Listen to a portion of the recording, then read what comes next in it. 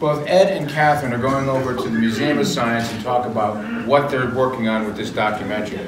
Then I found out that both of them worked on The Mummy. They worked for Industrial Light and Magic. Catherine was the first woman ever hired by Industrial Light and Magic. She was the first woman who had all sorts of certifications for 35mm and all this other kind of stuff. You know what? Let's play The Mummy and let's do some live commentary with the two people that were instrumental with creating the special effects. And so Catherine has the title of Queen of Digital Flesh Rock. Did I get it right? I mean, Catherine Craig, everybody. That is a good one. So then we said, okay, and then I think it was Ed who came up with this idea, you know, we can get John Berton too. So John Berton, do you guys remember Men in Black 2? Okay, do you remember the scene in the Truro post office where, whatever his name is, goes there to get Tommy Lee Jones out, and then they go in the back room and all three of those guys are aliens? Well, one of those guys is John Berton. Okay, and so he plays the guy who takes off his body and puts it on the floor. Anyways, so we're going to be hooking him up by phone, and we're going to play the film. It's going to be a little lower than normal, and these folks and John are going to be talking about the film as we go on, sort of like a live DVD commentary. So that's what we're doing tonight. It's a big experiment, so hopefully you're going to enjoy it. Okay, John, are you there? I am. Greetings from California. Wow. Well, everybody, this is John Berton. Hey, John. All right, we're going to start right up. All right, so John can't see what's going on here, guys, so I'm not even sure what to tell him we're looking at here. It's a sci-fi trailer. It's a sci-fi film. Yeah.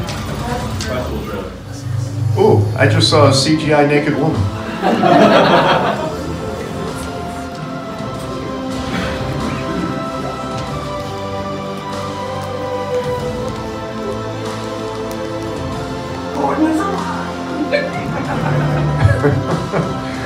Test out my mic. Is my mic loud enough? Everybody can hear? Yep. Okay. Yeah.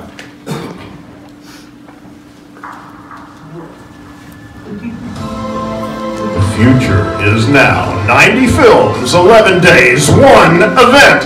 Austin Sci-Fi Film Festival.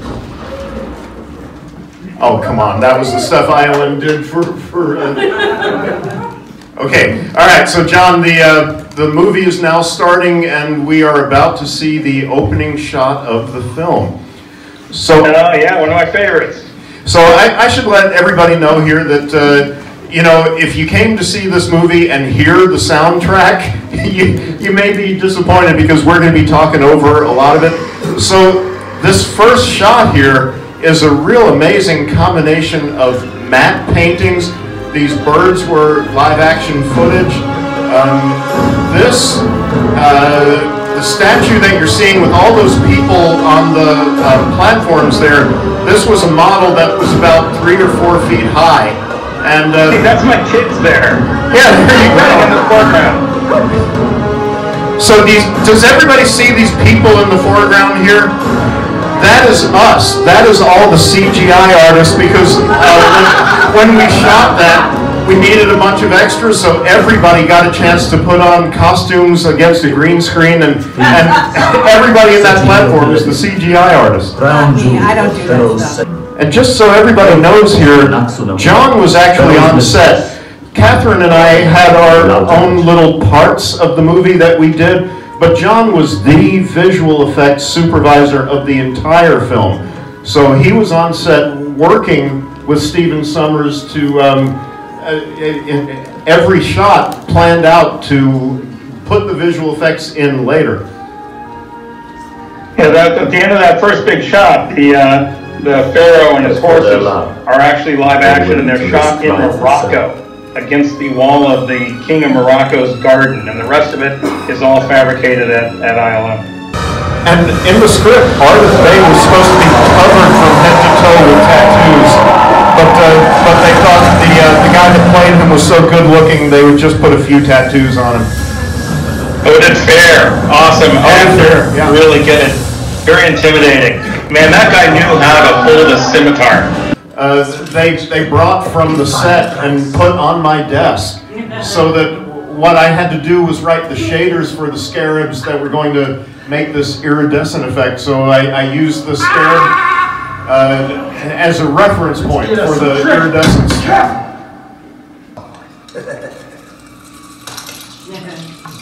And that case was all CGI, and we had to do a little CGI gag to push the leather of his shoe upward to make it look like the scarab was going in there. Yeah, that was great. And now this is everybody's favorite shot from this movie, or one of the most memorable shots, the scarab going through this guy's chest. And the technique for this shot was worked out by a very, very talented woman named Indira Guerrieri. She figured out how to get the scarab to push the pixels that were shot outward off the surface, and it involved a very, very intense match move where we built a model of this guy's chest in CGI and match moved it to his every motion, and then Indira was able to make the scarab look like it's pushing out from under that geometry, and then we mapped the original footage back onto that chest. So that's how we were able to get it to look like his chest was being perturbed by the scarab moving through it.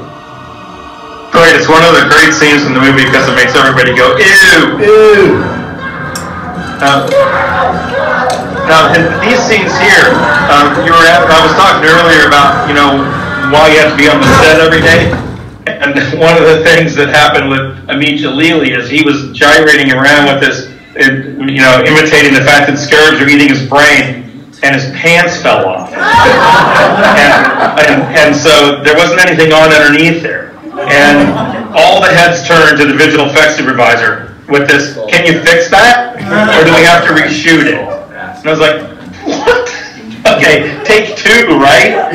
Where we mapped locusts onto what essentially we think about it as a sandstorm, only it's made out of bugs. And this all had to be art directed, which makes it so complex. What have we done?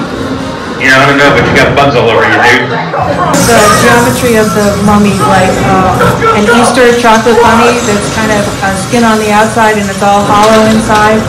That's kind of what we had to do because we couldn't use a whole lot of geometry to define everything.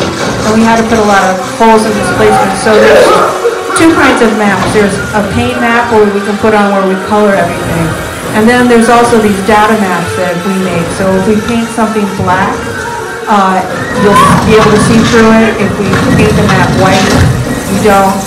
If we want to actually change the geometry of the texture on the model, if we paint it a darker below a mid-gray, it goes down. And if we paint it above a mid-gray, it goes up. So we just shape the whole thing using opacity, displacement, bump maps, and color maps. And it was really advanced at the time, and we spoke about it at SIGGRAPH. I think for a lot of us, this is one of the movies that we're most proud of technically.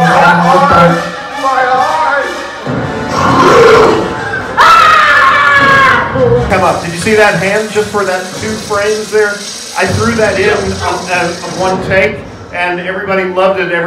So it made it into the movie. It was just something that I did like in 10 minutes, and everybody thought it was great. Yeah, that's a great way to talk about how you can add value to the shots. Is that first you got to show the director what he wants, but then you can add stuff in, and it will give you something that you can add to the story, and that's what's most important. That's visual effects telling the story right there, that hand shot. I love that yell. He yells at him. Nice. It's got a lot going on, and this is where you really see all of the various different kinds of dynamics and the ability to actually transit this stuff is really, really great. To be able to go from use computer technologies to interpolate things. Those shots were done by a technical director named Amelia Chenoweth. The great Amelia Chenoweth, I like to call her. Yes, she is.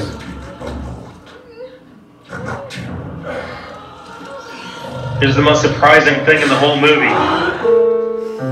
He hates cats.